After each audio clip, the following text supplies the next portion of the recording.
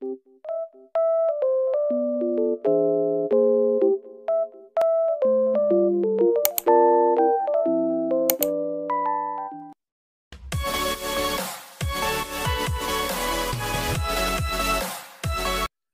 pagi anak-anak, perkenalkan nama saya Melvin Adu, biasa dipanggil Melvin.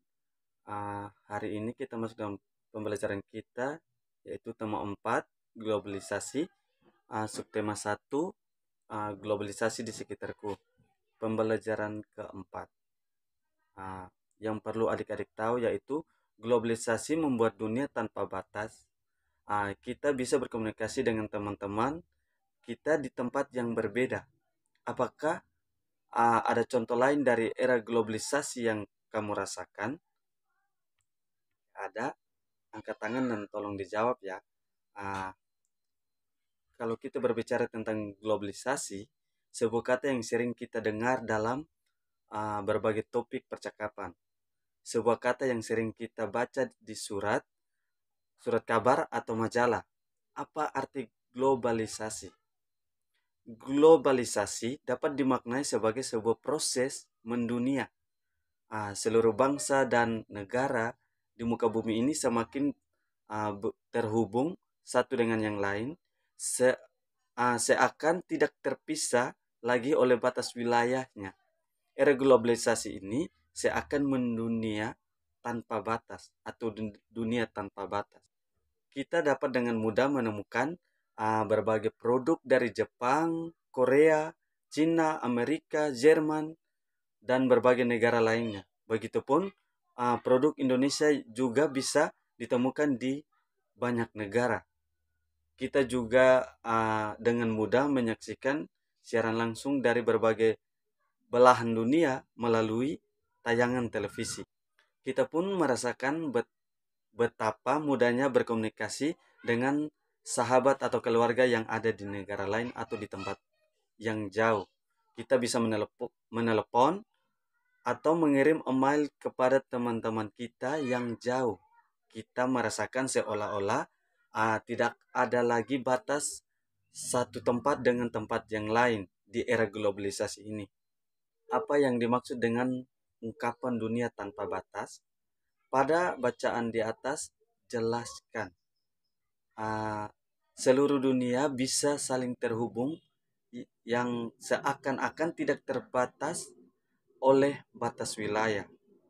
Nah, pertanyaan kedua, apa yang dimaksud dengan ungkapan globalisasi? Berikan contoh dalam kehidupanmu sehari-hari. Globalisasi adalah proses mendunia yang membuat setiap individu atau negara yang saling terhubung tanpa terpengaruh oleh batas negara. Contohnya, adanya barang impor seperti handphone dan motor. Kita bisa mengobrol dengan orang lain yang berbeda daerah, menemui makanan dari negara lain, dan mengetahui berita yang terjadi di luar negeri. Pertanyaan ketiga, apa pengaruh globalisasi yang kamu rasakan saat ini? Saya bisa memakai barang dari negara lain, berbicara dengan seorang tanpa tatap muka, bisa mengonsumsi makanan dari negara lain, menonton film buatan dari luar negeri, dan lain-lain. Perlu adik-adik tahu, di era globalisasi ini banyak sekali barang-barang dari dalam dan luar negeri yang bisa kita temui. Masyarakat bisa memilih barang-barang sesuai dengan keperluannya dan tingkat ekonominya. Tingkat ekonomi yang berbeda bisa disebut keberagaman ekonomi. Sekarang amatilah lingkungan di sekitar dan ceritakan keberagaman ekonomi di sekitarmu.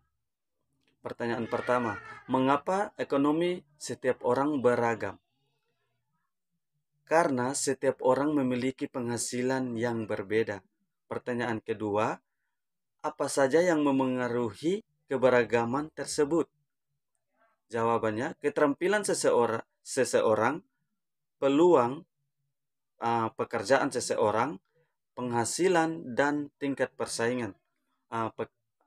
Pertanyaan ketiga, sikap apa yang harus kita kembangkan dalam melihat keberagaman ini?